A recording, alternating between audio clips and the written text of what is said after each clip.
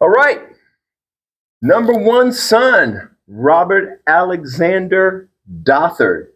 I'm going to entitle this one An Heir and a Spare. So, the reason I like that title is because that's what I asked my wife for when we got married. I said, I want two boys. I want an heir and a spare. And I think what is funny about that is because, an heir and a spare refers to someone, the first and second son of royalty. And I am exactly the opposite end of royalty. I was plucked out of an orphanage in Germany, so we definitely do not descend from royalty. And I love some of the analogies I do. I'm bald, and yet I call my kids, as a term of endearment, egghead. I even call my pets egghead sometimes whenever they do something annoying. So I just thought that was pretty good. So how you doing, man? I'm doing all right. Also, the heir and a spare, mom is definitely not the happiest about. It was definitely his call. Because mom has been wanting a daughter since El Salvador. Yes. And I think we actually have solved that because we do have a daughter through the foster system. We do, Wendy. Yes. So I think Wendy is my wife's answer to finally having that long, elusive daughter that she always wanted. So I think Wendy will be living with us until she's probably in her mid-40s. But I digress. That's my plan too. So, well, with rent prices nowadays, it's worked out well. It's worked out well. I just feel like I've been blessed. Okay. I married a beautiful woman who's extremely intelligent. I think one day she's going to wake up and go, I married this dude. Like, that's okay. But the main thing was when we decided to have children. I mean, what's the first thing? You people out there that have had kids, you want your child to be healthy, right?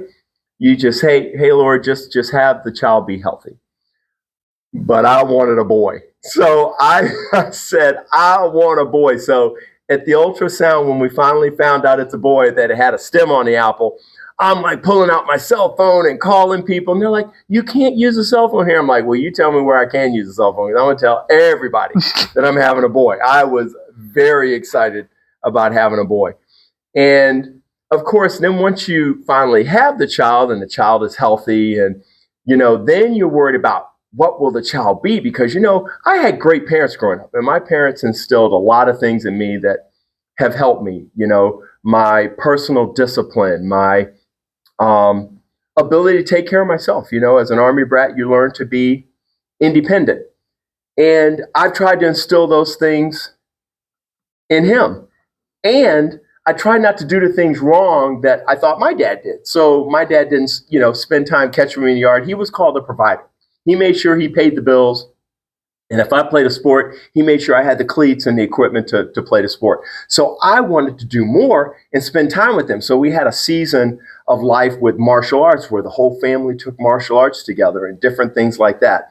But I wanted to, really be a big part of his life. And and of course, there may be some things I pushed that I shouldn't have pushed, trying to motivate him and stuff. And well, see, that was the problem. You were trying to get me to enjoy things, but you have to realize I was petty. If you had just told me not to do it, I probably would have done it. I didn't learn about reverse psychology soon enough. If he would have been like, soccer's dumb, you shouldn't even try, you won't get good at it, I would have been the best soccer player. There are many things I'm sure I did wrong, but if that's the biggest thing I did wrong, I can totally live with that. But, I feel like God has given Alex a ton of gifts. And I think the biggest problem he's going to have is which gift is he going to go with? Is it going to be the creative gift, the gift that makes him like, his interests and makes him part of his tribe of friends, which I think are awesome. I always wanted, things to be good for him. We always want better for our kids than we had, right? And I had it pretty good. So he's got to have it really good to get it better than what I had. So I'm praying the mistakes I made weren't fatal, and so far they haven't been. But now that I've given my intro, boom. Hello, everyone. Your intro. I am Alex, aka Robert Jr. I did not name that deliberately. And by the way, Robert Alexander Dothard, the initials would have been RAD. No, R-Rad. R-Rad, but you never use it. I use it every time I sign something. Every time they ask for a signature, that's what it is. Nice. Okay. I didn't know that. I've never had you sign. I couldn't make it my notary signature, sadly, but... Okay. because you have to like have your name and stuff, rules and laws, annoying. All us anarchists understand that. That's what they need to know about you. Tell them about your rule following ability. So my inability. I've always been, I guess, devious is a good term. But not mean-spirited. No, not mean-spirited, but Right. curious. Especially when someone would say, don't do it, and never said why. I was one of those kids who'd be like, well, if there's no reason, then why not? And so I'd go and find out myself, whether for better or worse. The best example is in high school, a little bit of a pyromaniac, and at my school they had access to like electric things where you could increase voltage and amperage and stuff and hook it all together and make accidental rail guns and whatnot. But I remember one of my chem teachers said, don't mess with certain chemicals. And I was like, why? And he just said, don't. And I was like, well, and then I went to Google and found out. It was aluminum powder, which is one of the main ingredients for thermite, which I ended up actually doing for my final in that class. Nice. Well, I love some of the explosive things. You guys once did a video where you had explosions, and I guess you had in the toy ground. soldiers. Oh, Yeah. It looked like a scene from Saving Private Ryan, but it was really cool. All right. What else do people need to know about you? I'm 24. Still living at home because rent prices are not okay. And overall, I would say I'm in my figuring it out phase still.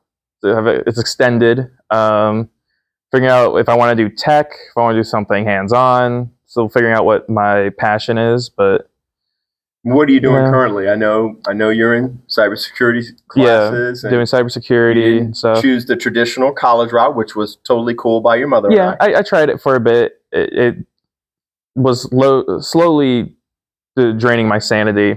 Just school annoys me because you have to deal with people, and people aren't always the most fun to deal with. But yeah, doing the cybersecurity thing right now, and also working at a local company that makes products like candles, soaps, a variety of things. And it's a family-owned company, like the company you're a part of. Mother son company. I like that because the dad is he worked under John for a while. He's FBI. Oh, okay, fantastic. Okay. Firearm specialist. And the John he's referring to is the former Deputy Homeland Security Secretary, John Tien. So, all right. I don't like giving out full names on the internet. Yeah, but I mean, they can look that up. So, I mean, that's true. It's fine. My cybersecurity instincts have now developed where I'm just like, names don't. Yeah, all my clients. And I remember, I have a man crush on John because he's such a remarkable man. But I would tell my wife something. Oh, he was #1 in his class at West Point, and he was a battalion commander. And my wife goes, I know, you've mentioned him. Okay, move on. Okay, but I digress. Go ahead. I'm just probably going to do these things until I finish the cybersecurity and then kind of go from there. Probably get a job in cybersecurity for a while until I find something that maybe suits me more passionately. Okay. Because cybersecurity is interesting, but interests and passions I feel like differ, and I just don't think I've found what I truly can devote to. Understood. Like something I wake up and I'm like, I want to do that. Not like, work. Yeah, and I think if anyone's listening to this and they're older than you, I think most people by their mid-20s have not figured out their entire lives. Now, some people have been stuck in something in their mid-20s. Maybe they had some baby mama drama, or they're in a career like the military where they've got to put in their 15 or 20 to make it a career, and they're kind of stuck. It's like, okay, they're maybe 10 years in, they don't want to get out before their full retirement, but yet they're not happy with being in. So by the mid-20s, I know I didn't have my life sorted out. So the fact that you don't is okay with and us. My friend group with Rebecca and them, because right. I'm in a friend group where I'm the youngest. Everyone's like 30, 31. And they're all like, we haven't figured it out either. I'm like, no, please. I need to figure it out by then. That was supposed to be the goal. It's like, oh, yeah, 5 years from now, I'll have it figured out. And they're like, no. And I'm like, oh, well, one day then. Yeah. And I love it. We're referred to as the sandwich generation. My wife and I, we have to deal with our parents. My parents are in heaven, but we have my mother-in-law that lives with us. I do love having that third generation there. It has really helped us. And we still have both of our boys at home, and we're very, very excited about that because I think once our youngest son is old enough to go to college, we'll never see him again. So, they are different Really, in the a lot same of kid ways. who was homesick the first time he left state Well, by himself. that was a couple of years ago, but we'll get into that on number two, son. But what I kind of designed was just some questions that kind of prompt, because some of the things you didn't cover, like I talked about our season as a family in martial arts, and one thing that Alex will not do is brag on himself, but he was a black belt when he was, I think it was 8 or 9. 8. It was right before I was 9. Yeah. And he shows a lot of discipline in whatever he applies to. He did very well academically in school. So not going to college was not an intelligence thing or not doing well in school thing. It was just again, he wants to do something he's passionate about. And obviously college, you have to deal with a lot of people, which made it, totally in my zone. I loved it, but not so much for him. But what I want to do is maybe cover some things that obviously I've dropped the ball on, like from being a black belt at 8 to, we're covering decisions in your mid-20s. What was kind of your thought process or life experience going through high school and approaching college?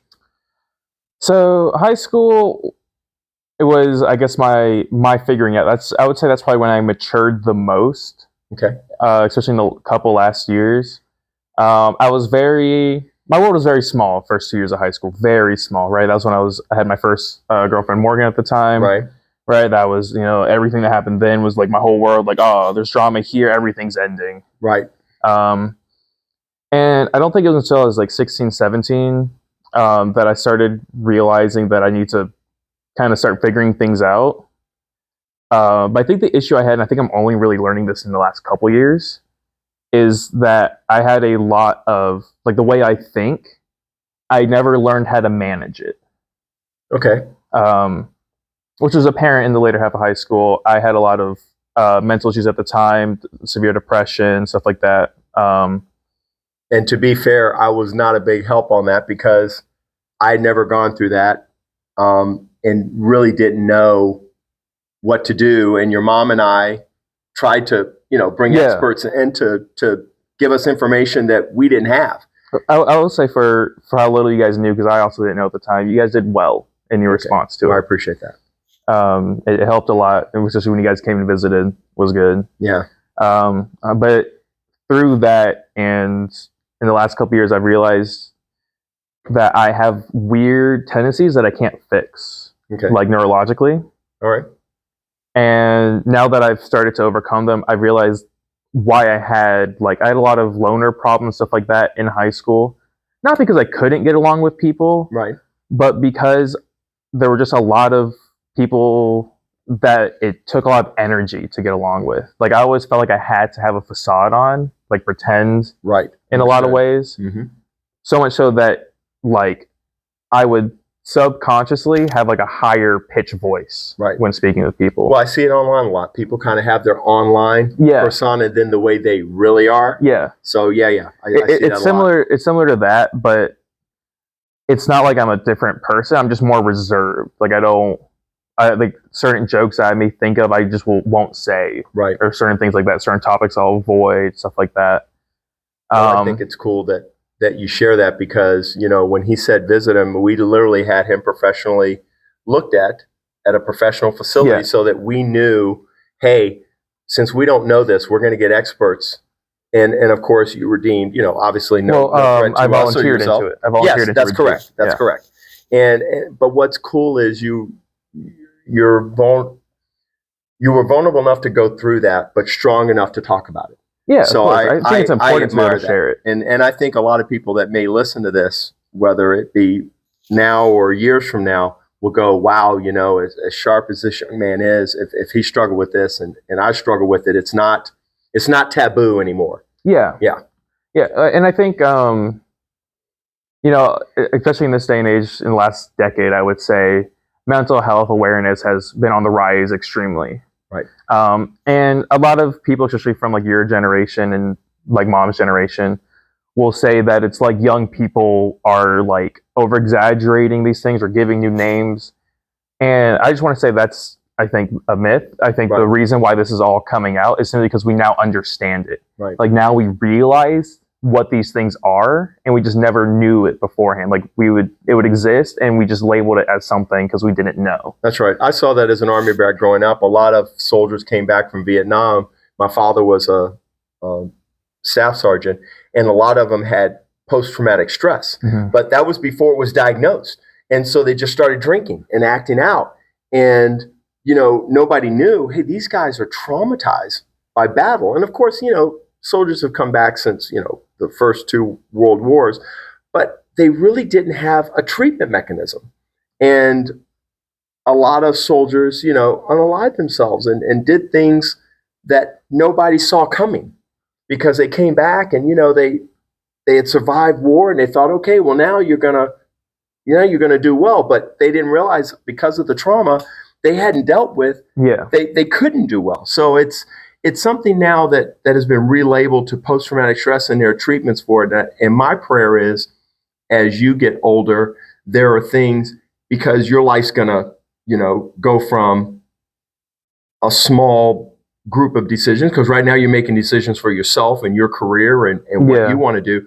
But when you have a family and all of a sudden your decision affects your significant other, it affects your family, it affects your community. Maybe your service that you provide affects your community. So, as your world expands, it's more important that you deal with these things because more people will be counting on it. Yeah, well, and that's something especially recently. I attended a wedding for my friend Steven, and he's now married with 2 kids. Wow.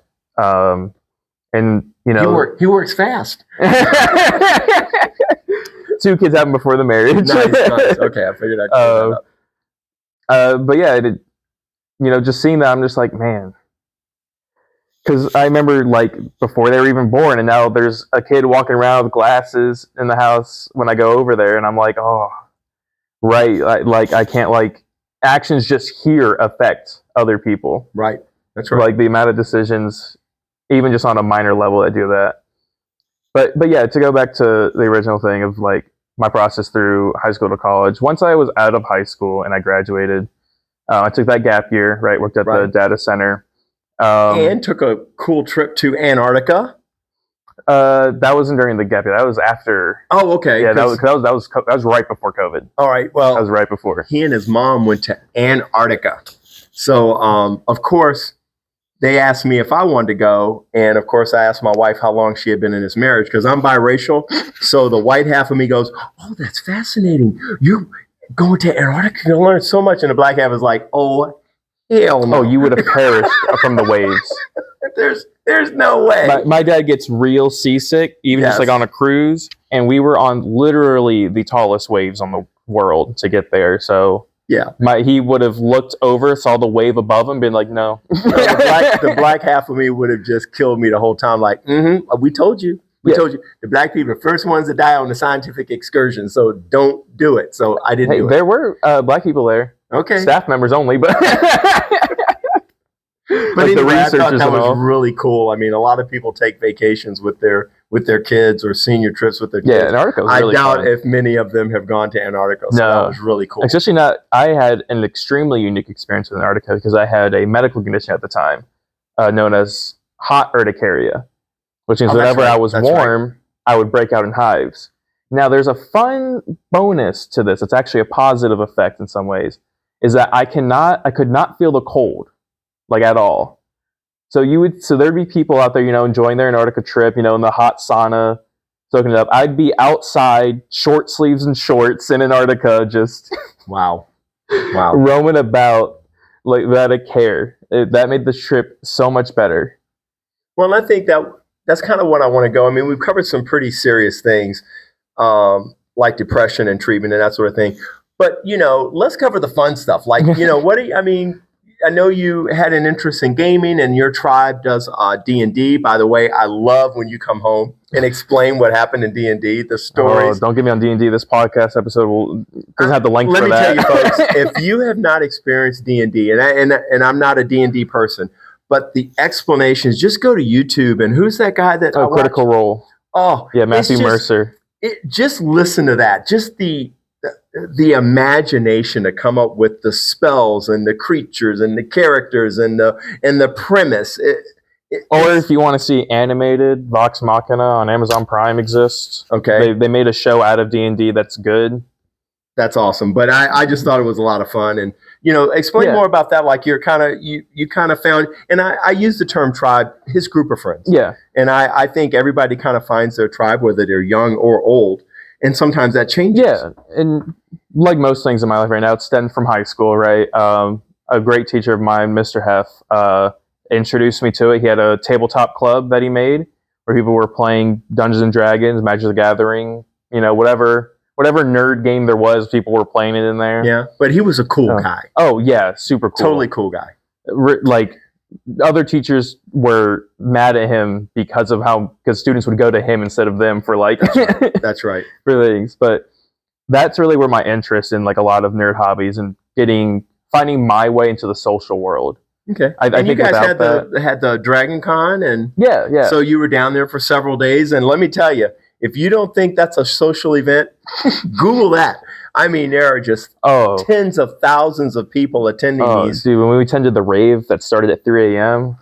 Yeah. So Monday morning. That's awesome. I mean, but that's what it's all. So there is fun in the nerd world. You can find fun there. For anyone out there struggling to like have a connection, find your societal interest. That's what it took for me. Sometimes it takes an outside, like a hobby that you never thought of that you just get into, and all of a sudden you're just in a community of people with that same interest. That's societal interest. I love that term. I like that. I'm going to steal that. I'm going to totally steal that. I'm going to ask your brother what his societal interests are. I think that'll be a 30-minute answer right there. What are some of your other favorite things to do? Right now, I would say gaming still I enjoy quite a bit. Been playing a lot with Steven and Ethan, a couple of my really close friends.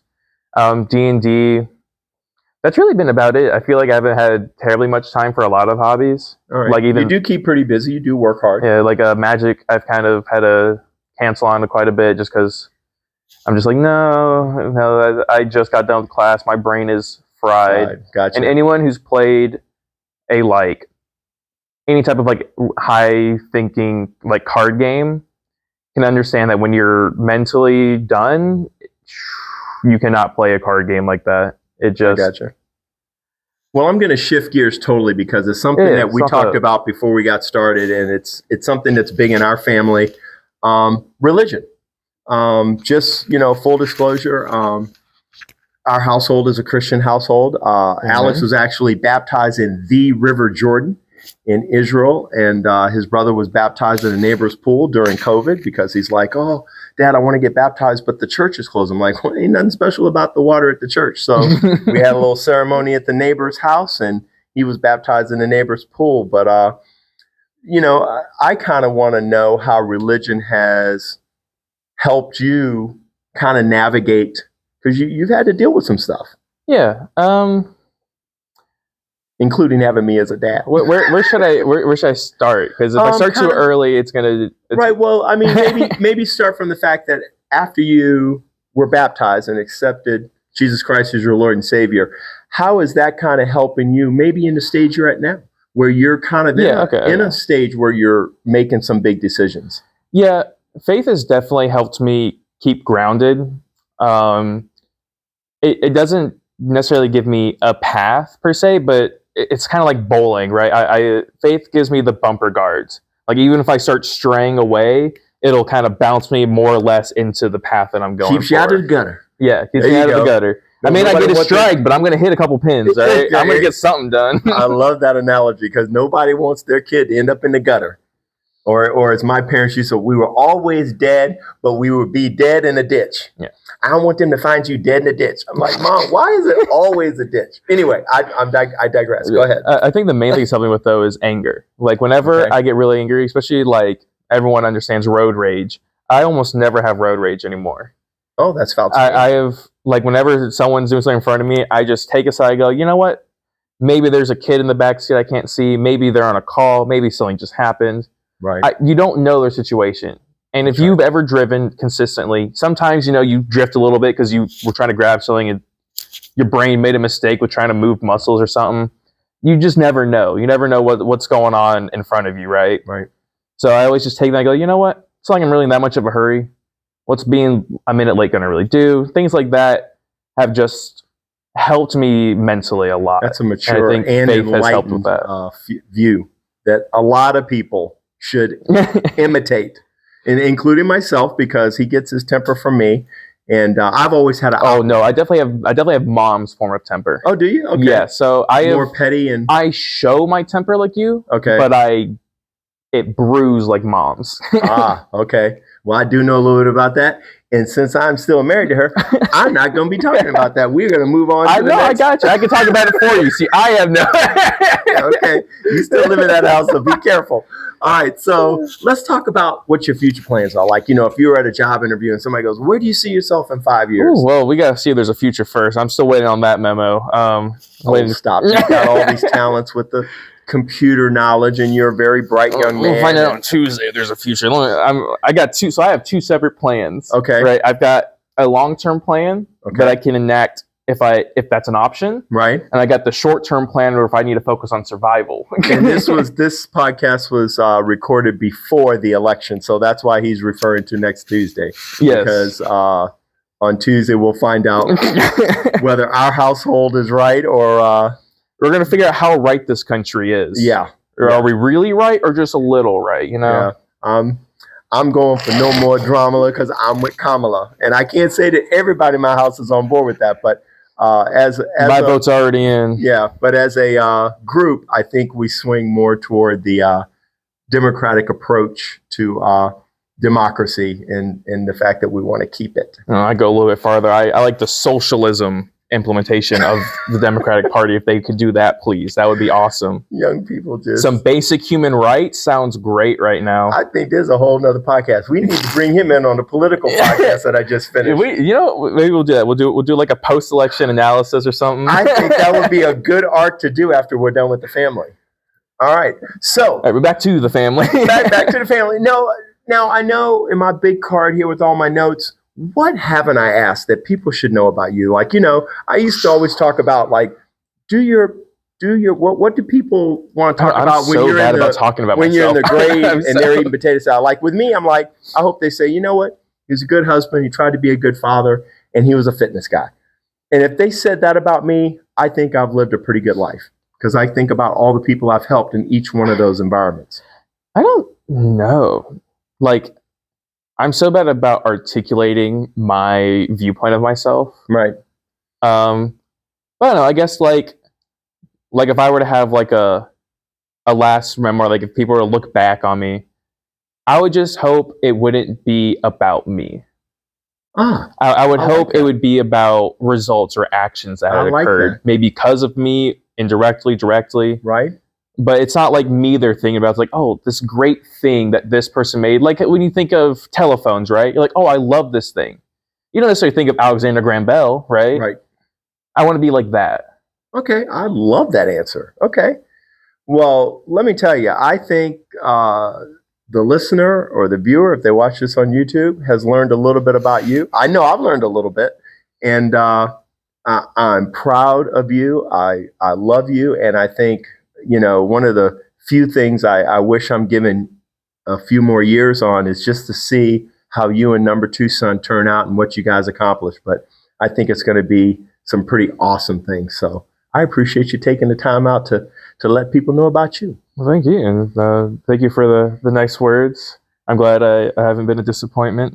I've honored the family. Yes, you have. Very much so. And folks, the reason I wanted to do this arc and why it fascinated me, because I have two really remarkable boys. And I'm sure even if you have kids that you may think, oh, my kid's not half as talented as Alex. Well, you know what? They're your kid. And I think it's on us as parents to give them all the tools, all the love, all the support that they need to just go out there and make whatever way they can in the world. And from the sons and daughters' point of views out there for the parents, talent does not necessarily mean how you interpret it, right? Amen. Find where their talent blossoms. It may not be in a field you like, but it might be in a field they enjoy. That's right. And it should be you to support them and find a way for them to make that talent be useful and That's right. be successful. And they don't have to be like you to be successful. But I am so glad that he was baptized into my faith, because I know if his earthly father turns out to be a knucklehead, because the jury's still out on that, his heavenly father never will be. So that's my prayer for your child, for your family, and for mine, that whatever plan God has for them, that they maximize that plan and they just crush it, so that when they look in front of God, they can go, like I feel like, when I go before God, he's going to go, hey man, I plucked you out of an orphanage. I gave you great parents, gave you a beautiful wife, 2 healthy boys, a career of your choosing. What did you do with it? And I pray that Alex and your family will have a good answer to that question. So thank you for your time, and thank you, Alex. And stay tuned, because we got 2 more family members. So we're going to finish this arc strong. All Goodbye, right. listeners. But as far as number 1 son, we are out. All right. That was awesome. A lot Was better that 30 than I thought. minutes?